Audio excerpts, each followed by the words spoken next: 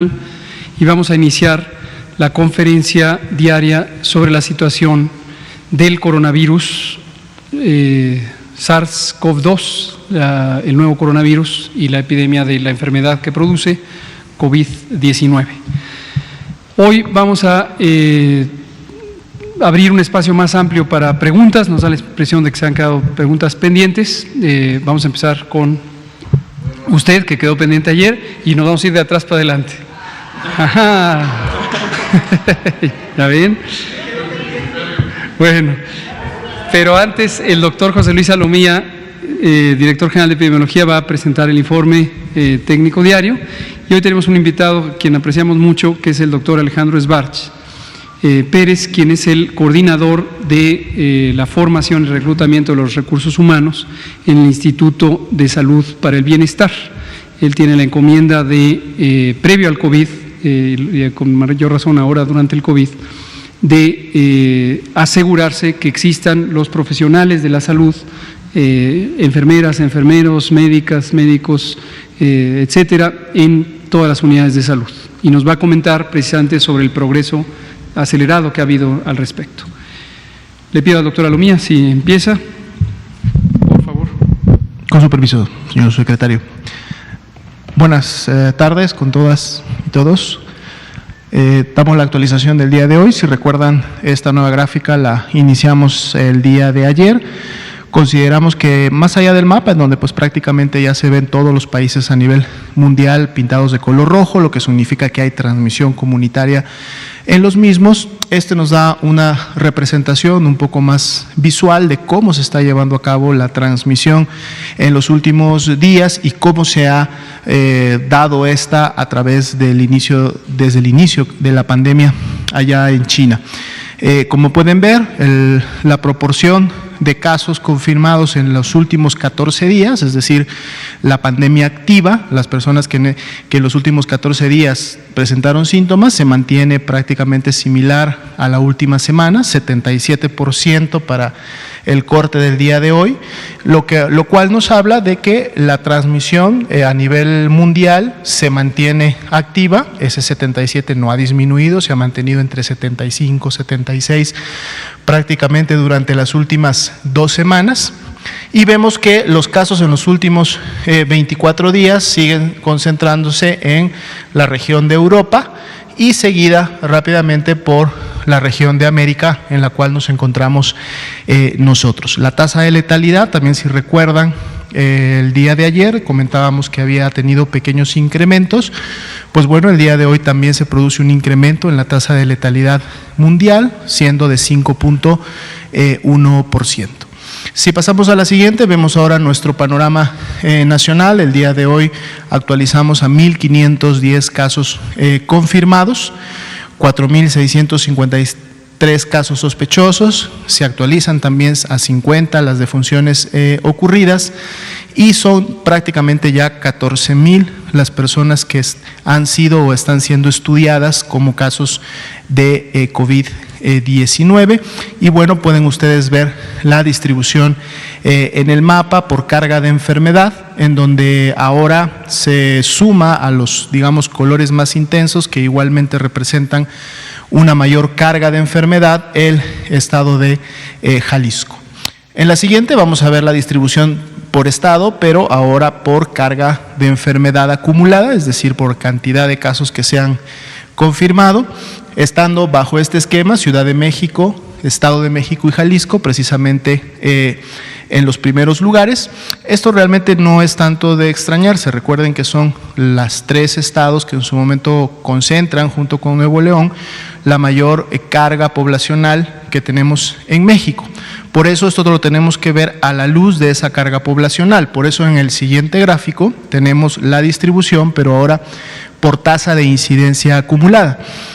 Aquí ustedes pueden ver cómo los 3 estados que se encontraban a la cabeza por distribución de carga de enfermedad ahora no necesariamente están en ese mismo orden, dado que en función de la base poblacional, entonces las posiciones van cambiando y ahora pasan, por ejemplo, otros estados como Aguascalientes y Quintana Roo a la cabeza en este tipo de análisis de la información. La siguiente, por favor. La distribución de casos por grupo de edad. Podemos seguir apreciando cómo son los grupos de edad en la medida que se va avanzando en la cantidad de años, pues tenemos mayor carga de enfermedad, siendo inclusive los mayores de 65 años, los que están prácticamente también a la misma distribución que los de 30 a 34 y 40 a 44. Sin embargo, por carga acumulada, vemos cómo la mayor cantidad de casos se sigue todavía reflejando en la población adulta, joven, en edad productiva, que lógicamente es la que tiene la mayor dinámica social de movilización. En la distribución por sexo, pues bueno, los hombres todavía siguen teniendo un poco más de carga acumulada con un 58%. En la siguiente diapositiva vemos nuestra distribución de casos hospitalizados comparados con ambulatorios, una diferencia de 19% para el corte de hoy en relación a los 1.510 casos confirmados, y aquí podemos ver cómo se mantiene esta tendencia. Estamos hablando de las columnas en color amarillo, como en la medida que se incrementa la edad de la persona, pues empezamos a ver esta carga de complicaciones o pacientes graves en función de la edad, y vemos cómo también los mayores de 65 años día con día empieza a incrementar esta barra, ¿no? Esto es importante en el mensaje a la comunidad, porque esto en su momento confirma precisamente que ser un adulto mayor continúa y va a seguir siendo un factor de riesgo importante, no solo o no para desarrollar la enfermedad, sino para en su momento que se produzca algún tipo de complicación y que esto lleve a la persona a demandar atención médica en segundo o tercer nivel, es decir, en una unidad hospitalaria, y de ahí la importancia de la medida de seguridad en su momento emitida, que pide a estas personas, es decir, a los mayores de 60 años, en el tema de grupo de edad, de mantenerse en resguardo domiciliario corresponsable para evitar precisamente en estos momentos o en este inicio de la epidemia contagiarse y por lo tanto pasar a formar parte de esta estadística. En la siguiente,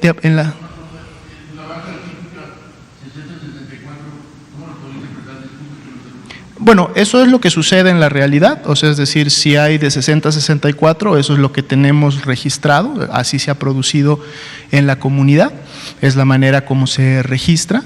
Sin embargo, vemos que la carga de mayores de 65 rápidamente vuelve a incrementarse, ¿no? Esto recordando que es a nivel nacional. La siguiente, por favor.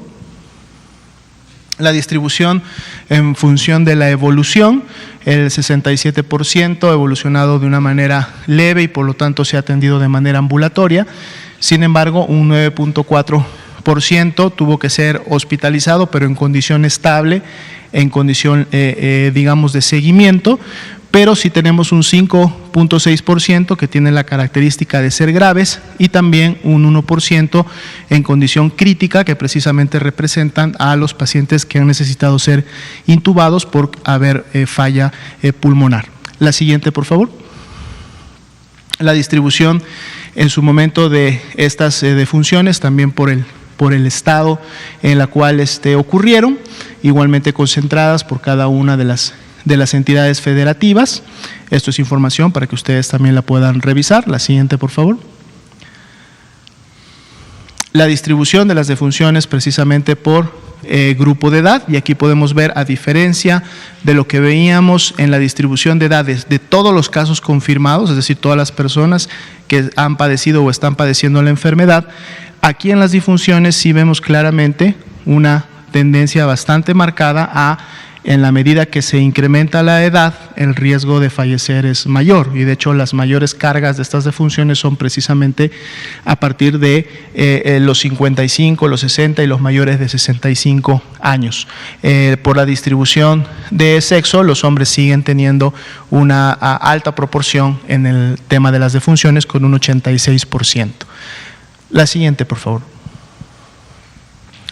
Grupos de riesgo y en su momento comorbilidad, eso también es importante porque necesitamos también que las poblaciones, las personas que en su momento están padeciendo de alguna enfermedad de las que están incluidas dentro de los grupos de riesgo, también sean las que durante todo este mes hasta el 30 de abril, por favor, se queden en casa, que sus familias activen un protocolo de asistencia y de atención, sobre todo decíamos a los mayores de edad, pero también a las personas con hipertensión, con diabetes, con obesidad, con alguna enfermedad pulmonar, porque como pueden ver ustedes son de las principales también comorbilidades y factores de riesgo asociados a la producción de funciones. La siguiente, por favor. Nuestra curva diaria que da seguimiento a cómo se están acumulando los casos confirmados en el tiempo y un poco cuál es la relación que guarda con otros países que ya pasaron por esta fase, y bueno, podemos ver ahí los 1.510 casos confirmados al día de hoy, cómo se han acumulado.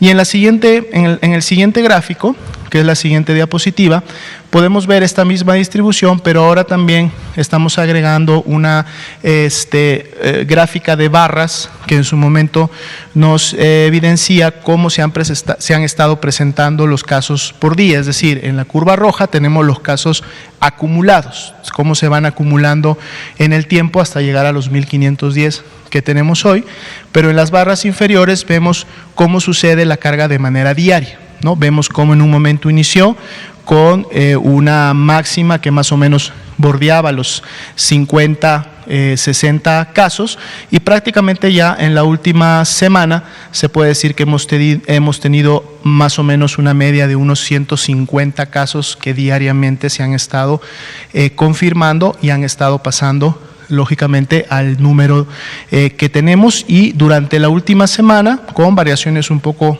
mayores o menores, se puede decir que hemos tenido prácticamente una tendencia constante en la última semana de cómo se han ido confirmando los casos, sin evidenciarse aún todavía un crecimiento acelerado como tal o un pico que pudiéramos encontrar en la base de la curva de casos incidentes, ¿no? Es decir, aquellos que por día se han ido confirmando. Ese sería el panorama del día de hoy. Muchas gracias, doctor José Luis Salomía, director general de epidemiología. Le pedimos ahora al doctor Alejandro Sbarch si nos comenta sobre el reclutamiento y formación de recursos humanos de la salud especializados. Muchas gracias, doctor Hugo López-Gatell, por la invitación a este importante espacio. El día de hoy quisiéramos que nos ayuden a convocar a todos nuestros médicos generales, especialistas, a todas nuestras enfermeras generales, especialistas, a que nos ayuden. El llamado es de ayuda a que todos los profesionales de la salud se involucren en la atención de esta patología a través de este llamado y de esta campaña de reclutamiento. ¿Tenemos un video, por favor? Convocatoria especial. Para la atención del COVID-19, el Instituto de Salud para el Bienestar convoca a médicos o médicas especialistas en terapia intensiva, urgencias, medicina interna, neumología, infectología y anestesiología. También se requieren enfermeras o enfermeros especialistas en terapia intensiva e inhaloterapia. En este momento, México te necesita. Inscríbete en médicosdelbienestar.salud.gov.mx. Ya estamos contratando.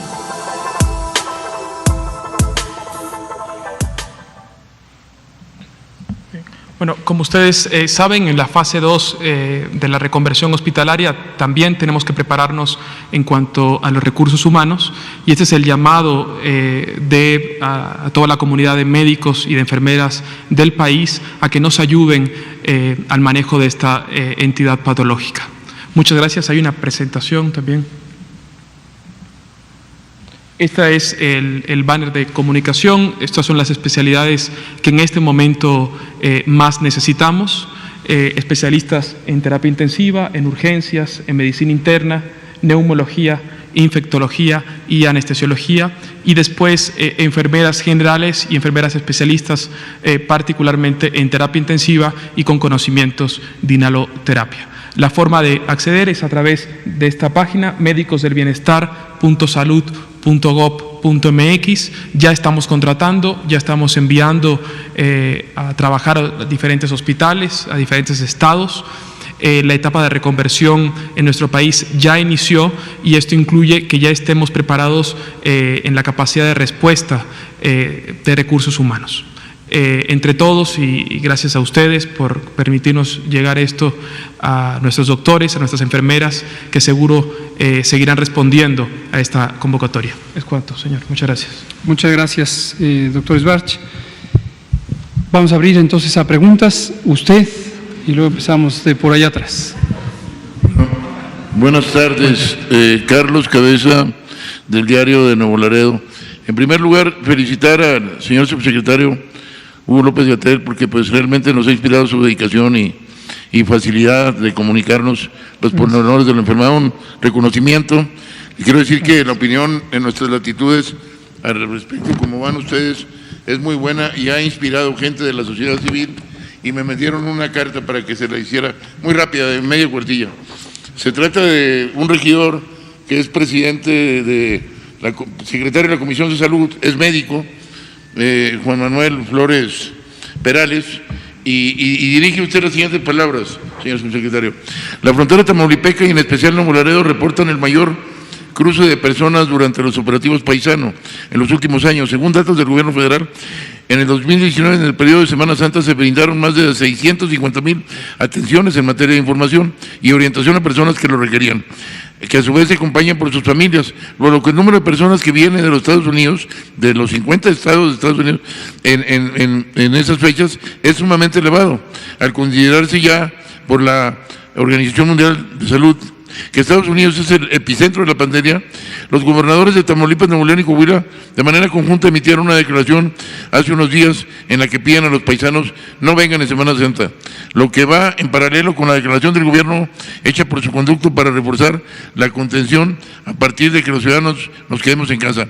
La pregunta es, ¿habrá una postura oficial por parte del gobierno federal en materia del cruce de personas de los Estados Unidos, particularmente en lo relacionado al programa Paisano, que tanto nos beneficia año con año, pero que ahora paradójicamente representa un riesgo superlativo para nuestras ciudades fronterizas y para todo el país? Y es otra muy pequeña observación que hace el regidor. En nuestra comunidad, como en muchas otras, la población está organizada, de muy buena fe, tanto en organizaciones de la sociedad civil como desde las redes sociales, para aportar su capacidad y experiencia en la contención de la pandemia. Particularmente participo, dice el doctor, en la asociación médica y en grupos de redes sociales, en los que con el activismo de médicos jóvenes, químicos, ingenieros, entre otros, se está difundiendo información valiosa y certificada, así como hay acuerdos para elaborar a través de impresores de tercera dimensión y entregarlos en donación, implementos necesarios para el sector salud, como caretas plásticas, o mangueras para respiradores mecánicos, por ejemplo. Sin embargo, se carece de los manuales necesarios, de insumos suficientes para realizarlos conforme a la norma. La pregunta es, señor subsecretario, ¿hay disponibilidad de la autoridad sanitaria para establecer vínculos con esas organizaciones de ciudadanos y aprovechar tanto su experiencia como su presencia en campo y dotarles de capacitación, en su caso, insumos para que puedan apoyar en la contención con esta actividad? Muchas gracias. Gracias por la información y los comentarios y las preguntas y sugerencias de los colegas que ha mencionado. Aquí retomo sobre algo que habíamos planteado al inicio de la fase de preparación, antes incluso de tener el primer caso en México, y que tiene que ver con las modalidades de la reducción de riesgos, las modalidades de manejo de una epidemia, en este caso de enfermedades infecciosas.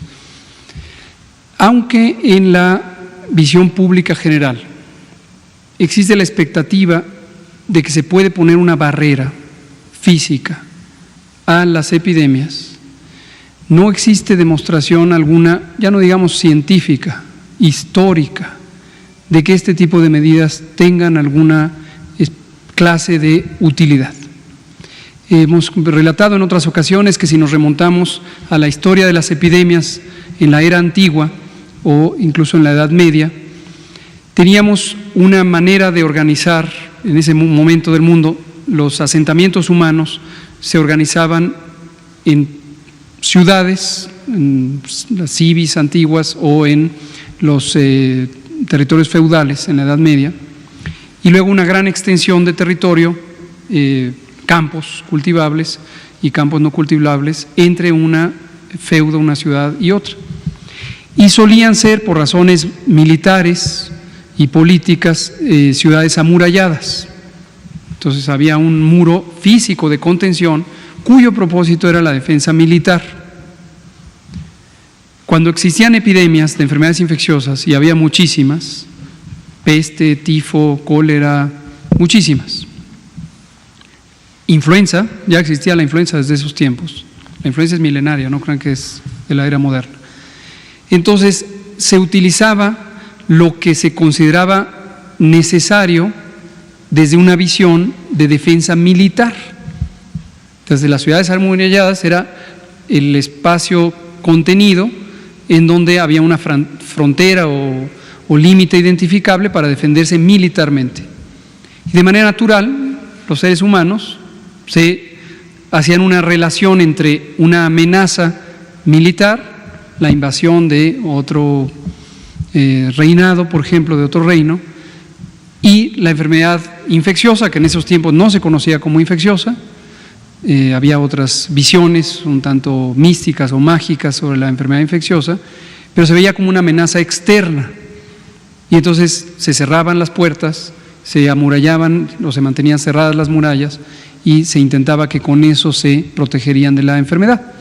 Y la historia muestra claramente que eso no ocurría, porque para ser sustentables estas ciudades amuralladas necesitaban recursos del exterior.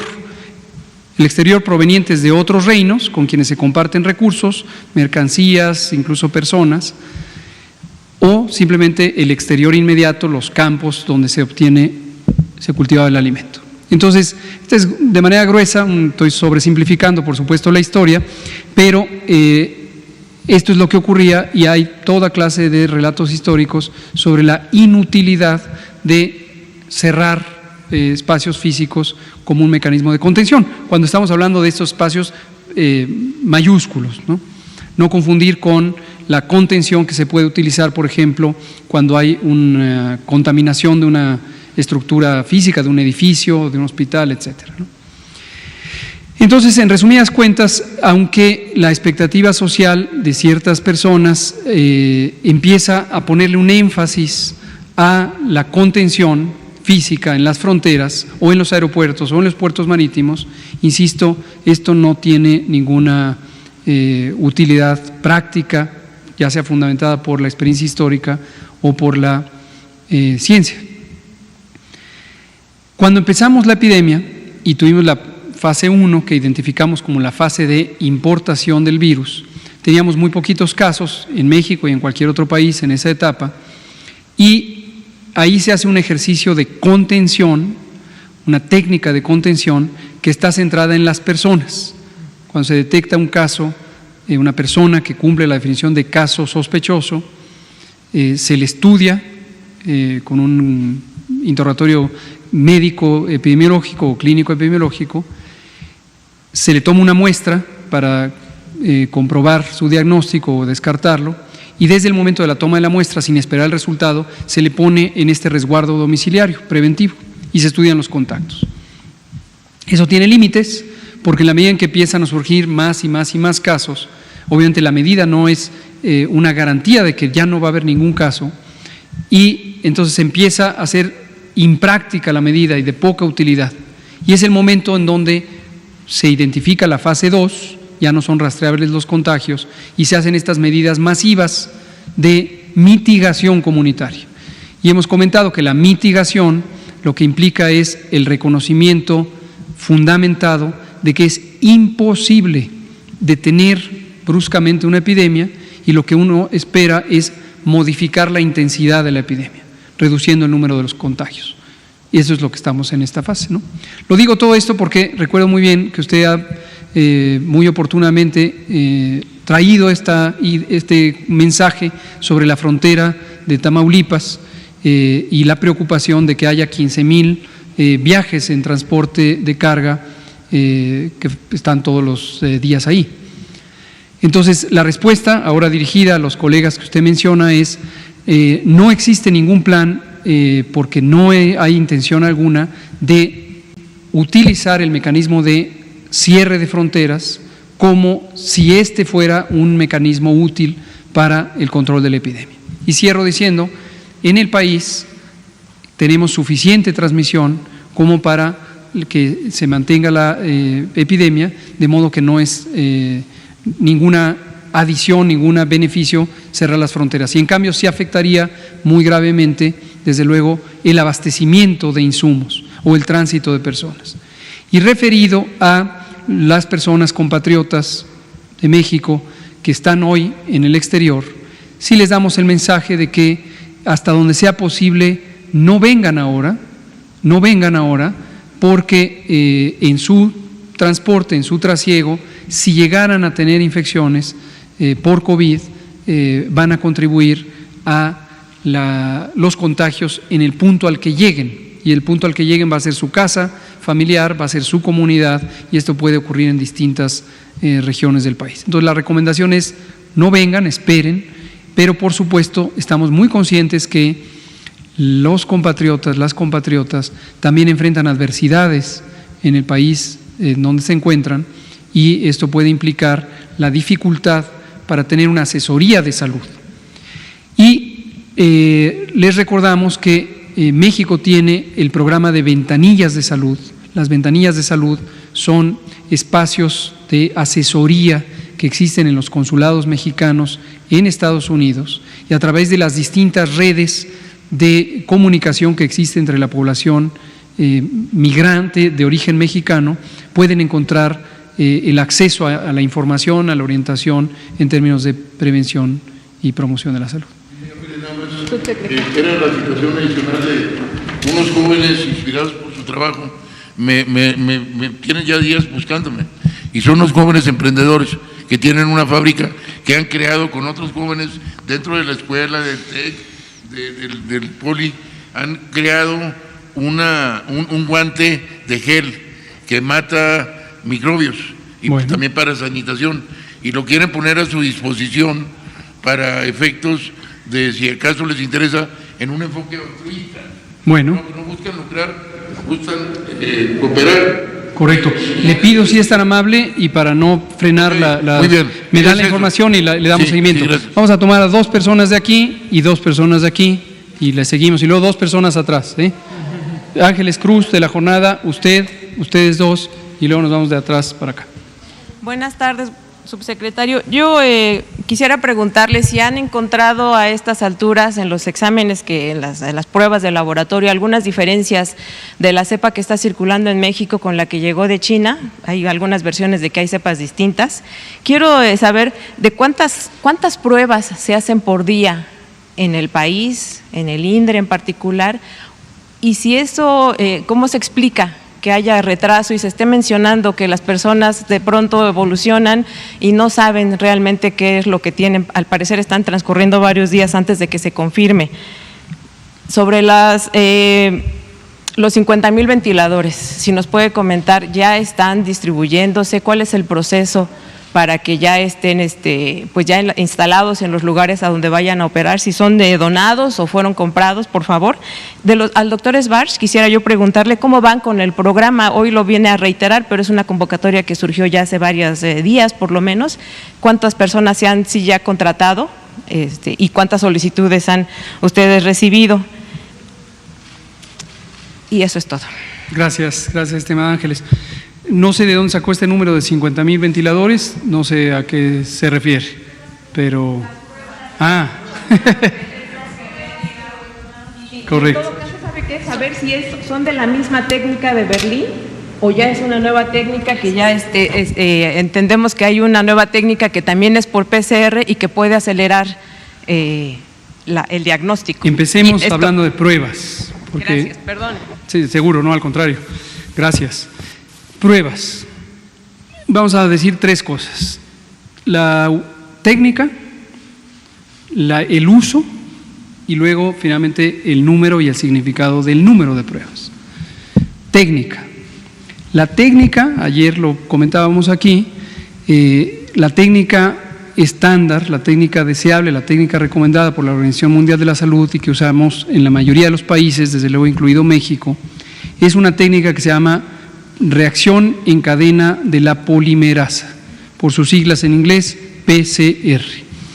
Dicho de manera simple, lo que la prueba identifica son componentes del virus, específicamente su material genético, el RNA. Y por un proceso técnico que hoy no voy a explicar con algún detalle, se amplifica ese RNA, se hacen copias hasta que son detectables suficiente número de copias y se dice es positiva porque llegó al punto en donde después de cierto número de ciclos se reconoció la señal de la presencia del material genético del virus. Esta prueba es la que se usa en el INDRE, es la que se usa en los 31 laboratorios estatales de salud pública, en el laboratorio de la Ciudad de México, en los laboratorios auxiliares de la vigilancia, como están en el INER, en nutrición, en los centros médicos del Seguro Social, etc. Y la técnica es muy buena en el sentido de que distingue claramente quién sí tiene virus, quién tiene COVID, de quien no tiene COVID.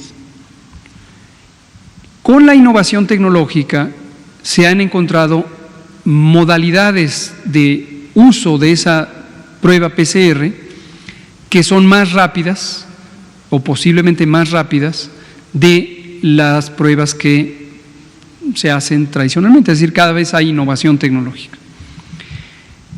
Ayer el presidente de los Estados Unidos presentó públicamente una de las más recientes innovaciones tecnológicas, es un pequeño aparatito de este tamaño, que hace la prueba de PCR y tiene un nombre comercial que evidentemente no voy a decir, que alude a la velocidad, a la inmediatez, a que la prueba se hace ya. No debe confundirse esta tecnología con las llamadas pruebas rápidas. Entonces, esto es PCR. Las pruebas rápidas, comentábamos ayer, son otro tipo de dispositivos de baja tecnología, no son un aparato eléctrico, por ejemplo, ni tiene un circuito electrónico, sino es un sinónimo de pruebas rápidas, es tira reactiva. Para pronta referencia de la mayoría de la población, es como las pruebas de embarazo. COVID no tiene nada que ver con el embarazo, excepto por el riesgo de las mujeres embarazadas a complicarse. Pero para pronta identificación. Entonces, es un dispositivo, vamos a decir, un instrumento de plástico que adentro tiene un material poroso, como una cinta porosa, y ese material se le pone una gota de sangre y detecta anticuerpos contra el virus. Y esto es lo relevante.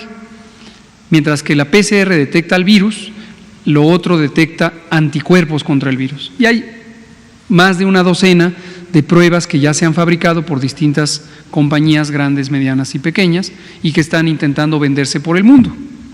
Bueno, esta prueba, esta segunda prueba conocida como prueba rápida, tiene una enorme limitación, todas las marcas posibles hasta el momento existentes, que detectaría los anticuerpos, es decir, la reacción del sistema de defensas del cuerpo ante la infección, y todavía no se conoce del todo en qué días después de la infección o después de la aparición de los síntomas empiezan a aumentar los distintos tipos de anticuerpo, en particular unos que se llaman M y otros que se llaman G. Entonces, la prueba no es útil para distinguir si una persona que está viviendo los síntomas tiene o no infección por COVID. Y es tan mala, cualquiera de las marcas, que equivale a sacar una moneda, aventar un volado y decir Águila o Sol.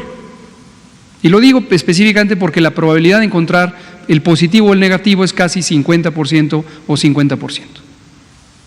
Entonces, evidentemente, nadie en su sano juicio y en conocimiento técnico o científico va a pensar en que la prueba es un instrumento útil, me refiero a esta segunda clase de pruebas, para identificar los casos y tomar decisiones al respecto de los mismos casos, ¿no? Esto lo hemos venido explicando porque sigue la presión, sigue esta distorsión de la información en varios medios públicos y en redes sociales. Hoy en la mañana me di cuenta que un periódico de circulación nacional, en una sección, no me acuerdo cómo se llama, algo así como las No me acuerdo, pero decía que yo no me acordaba, que a mí no me habían informado correctamente y que yo no distinguía una cosa de la otra, cuando ayer precisamente en la noche lo explicamos. Entonces, a lo que voy es, las pruebas se usan para la vigilancia epidemiológica. Las pruebas son para monitorear lo que va ocurriendo en la población del país sobre la propagación del virus, a qué velocidad, en qué poblaciones, en qué territorios, etcétera. La prueba no es de uso clínico, ni la PCR y mucho menos la otra prueba poco útil, ¿no? Termino con el número. El número de pruebas que se hacen depende del número de casos sospechosos que se identifican. Es decir, no hay un plan de decir voy a hacer tantas pruebas por día. Si en un día hay más casos, se hacen más pruebas.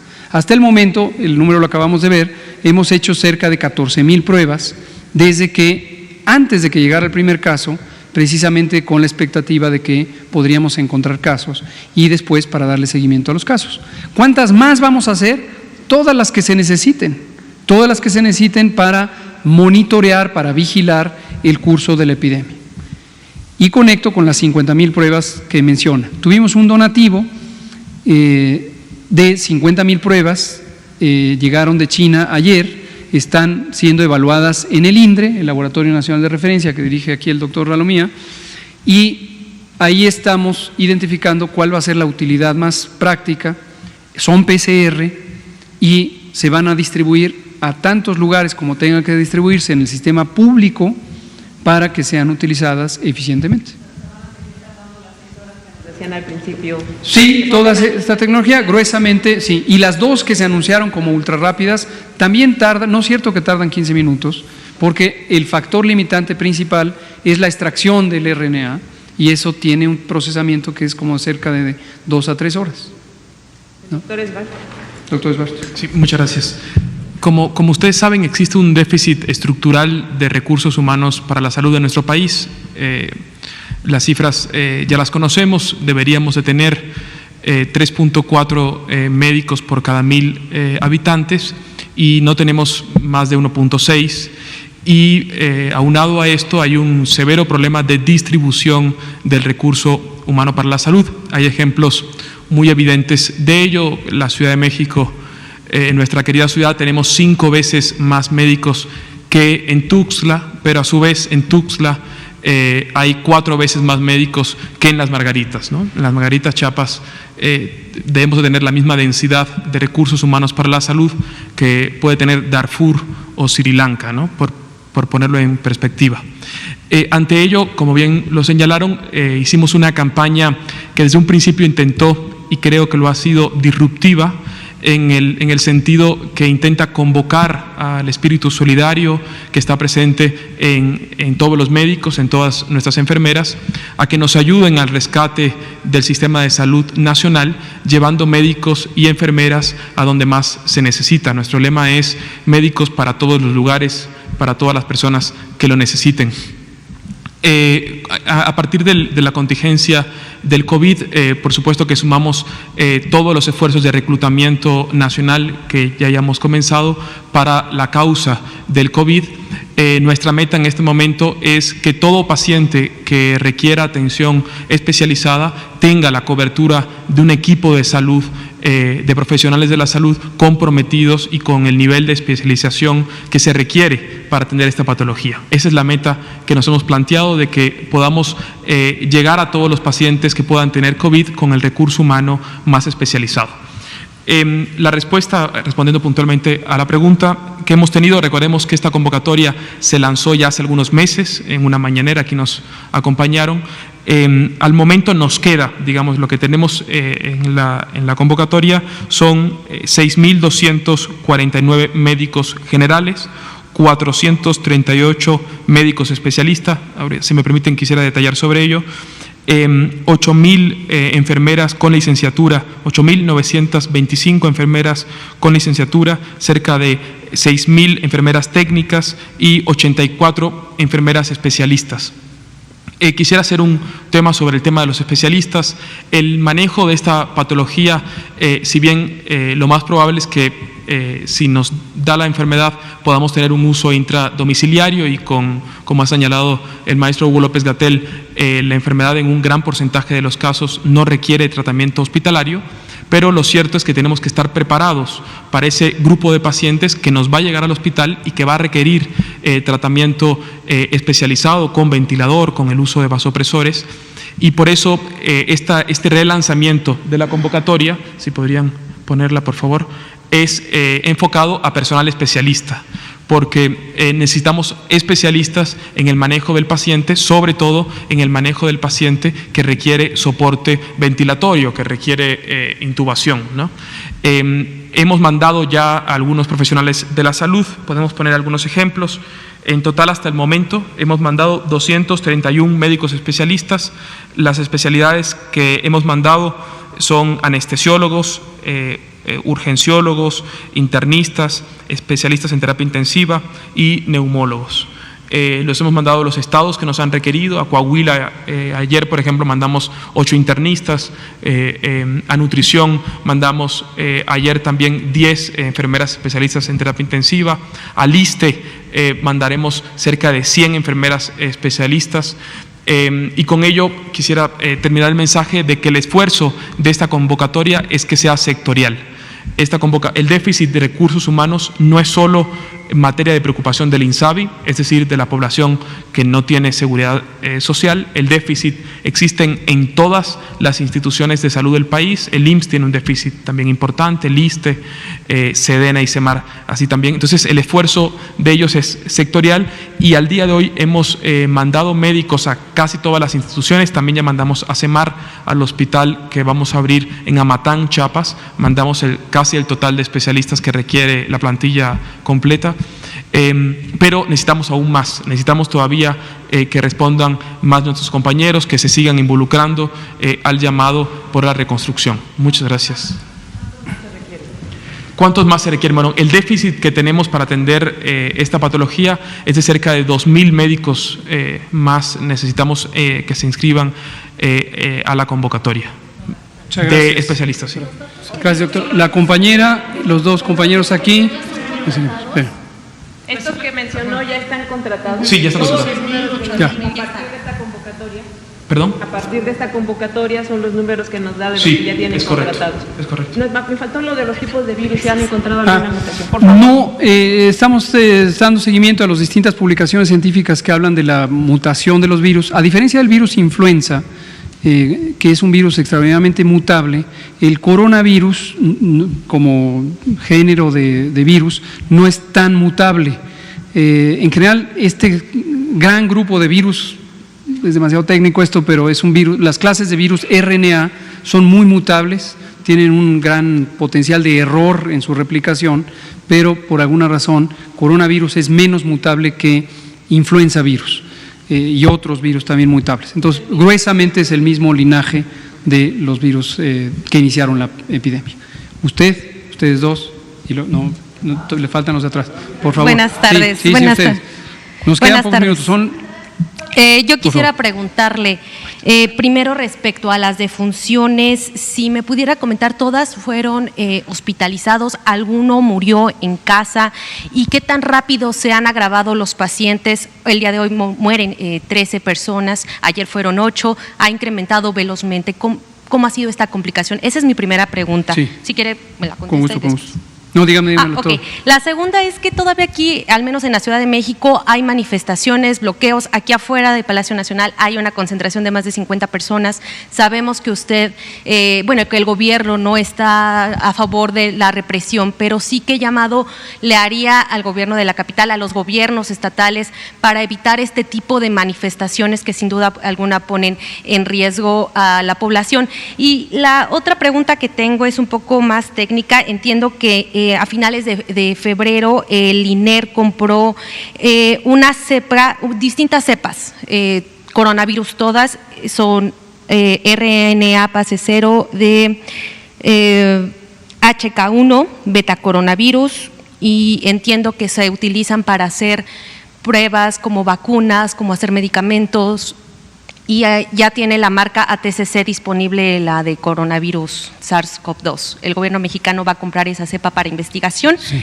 Y ya la última es que le responde al gobernador de Jalisco, que lo menciona que pues, usted podría caer en una traición a la patria por no hacer pruebas masivas. Muchas gracias. Con gusto, le respondo a la última porque es la más fácil. Le mando saludos al gobernador de Jalisco, estoy seguro que él quiere hacer el bien por su estado y qué bueno que esté dedicado a su trabajo. Sobre las distintas reactivos y de investigación que pudiera haber comprado el INER, no tengo información detallada, pero la traemos, vamos a pedirle al doctor Reyes Terán que nos comente en día próximo. Tengo la sospecha que no se trata de, bueno, estoy casi seguro que no se trata de investigación para producir vacunas o medicamentos, porque eso no se hace en un instituto como el INER, ni son las condiciones apropiadas para ello. Posiblemente son más bien reactivos para las pruebas de otros coronavirus y son análogos a los que tiene el INDRE y se usan comúnmente porque hay otros coronavirus. ¿Compraría el de SARS-CoV-2? Ya la empresa ya los tiene disponibles, de hecho ya los puedes comprar. La prueba que se usa en México desde el inicio, y fuimos el primer país en tener una prueba propia, antes de que se estableciera el protocolo Berlín, que después recomendó la Organización Mundial de la Salud, es hacia SARS-CoV-2. Es decir, en México ya está desde el inicio y fuimos el primer país en tenerlo. Le doy la palabra al doctor Alomía si nos comenta sobre este tema de la mortalidad y les recuerdo que nos quedan 10 minutos. Sí, el promedio que lamentablemente han tenido en una unidad de cuidados intensivos los pacientes, y hablamos de un promedio, recordando que son 50 las defunciones que hasta el momento se han presentado, ha sido de 10 días, es decir, este es el promedio de atención en una unidad de cuidados intensivos en donde reciben una atención especializada y también la aplicación de un ventilador para poder mantener la respiración. Lógicamente algunos han durado menos días, otros han durado más, pero el promedio que nos reporta el área de atención médica es de 10 días en unidad de cuidados intensivos. Todos hospitalizados. Gracias.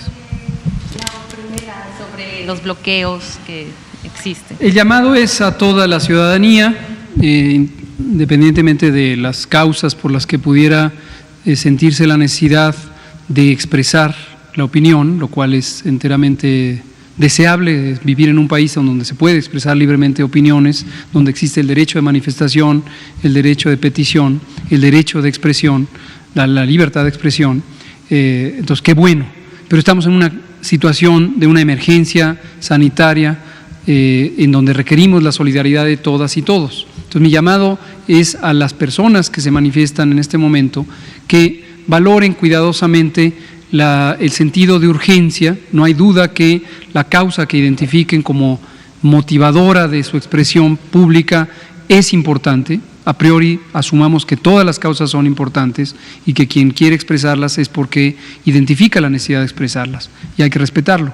Pero llamamos a todas las personas, no conozco cuál es la motivación de quienes me relata que están allá afuera, pero cualquiera que sea la causa, hacemos un llamado también a esas personas a que se involucren con este sentido de solidaridad de todas y todos para contener un fenómeno que nos amenaza a todos y todas.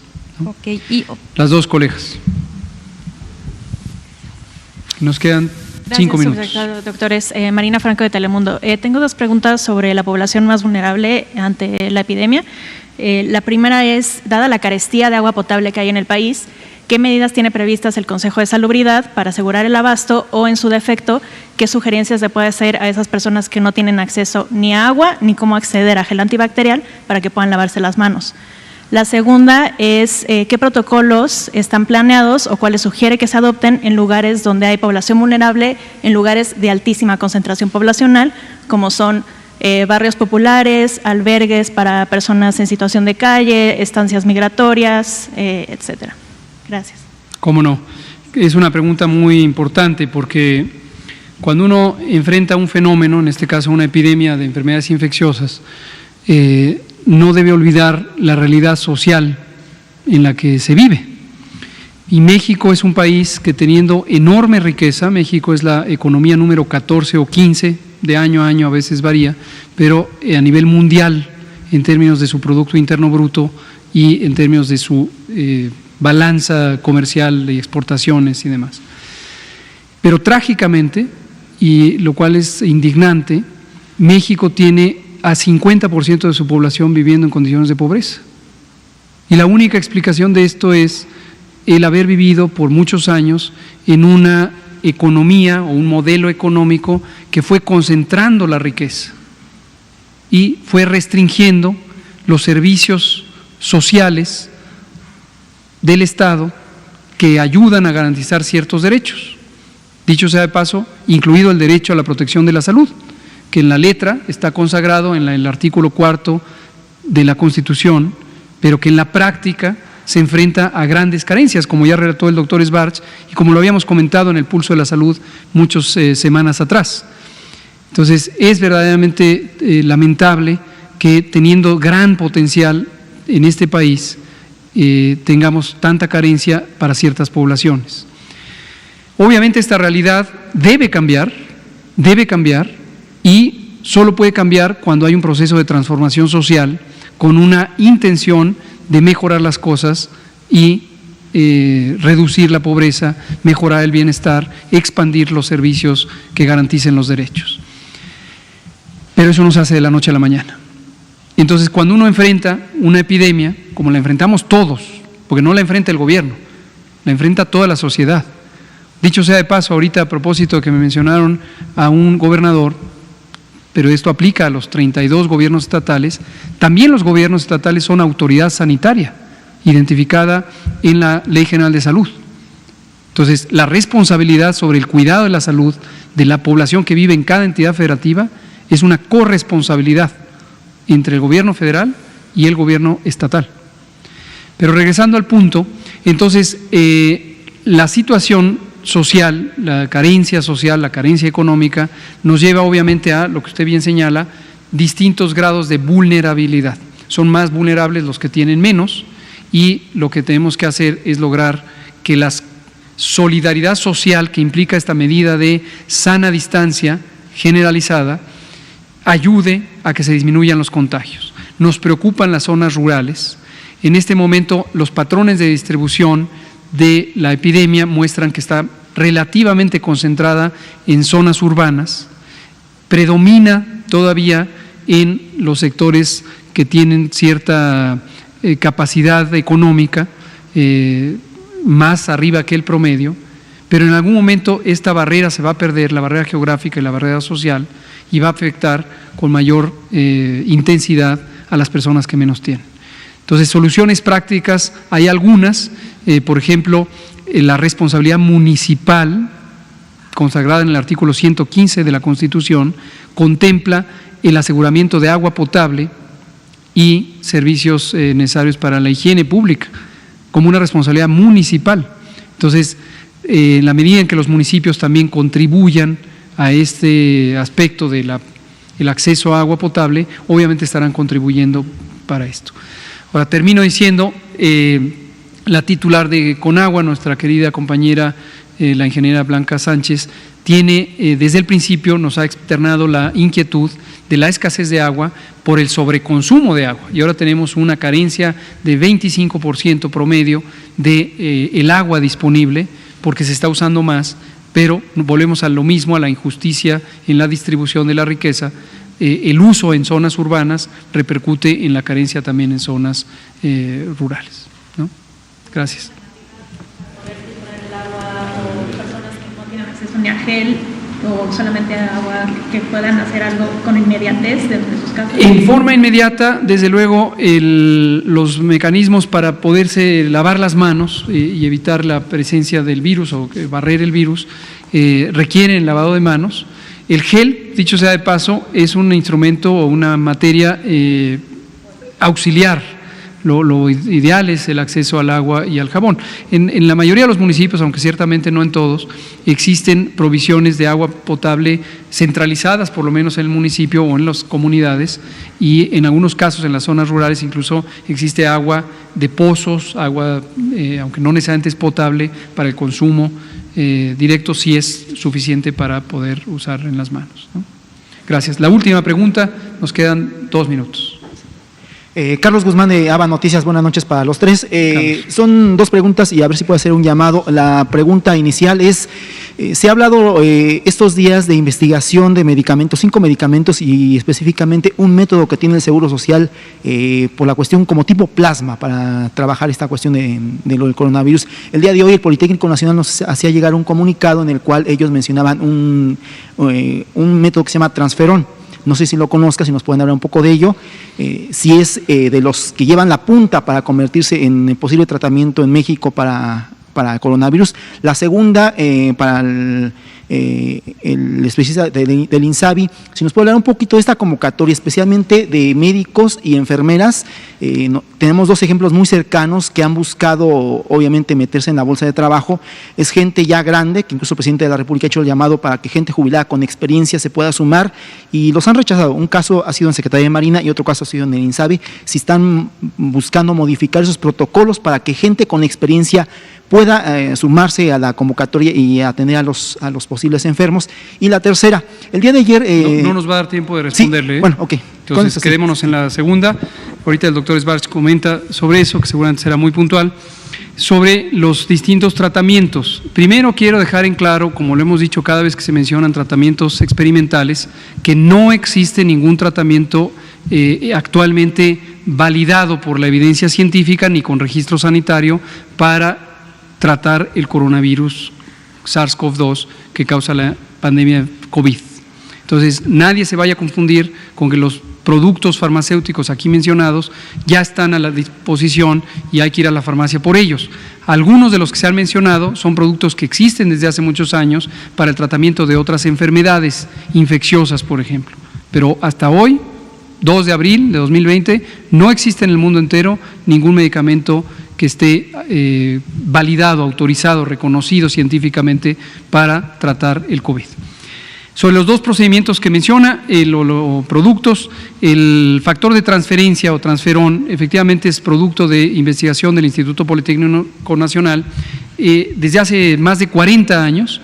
Este es un producto que resulta de la…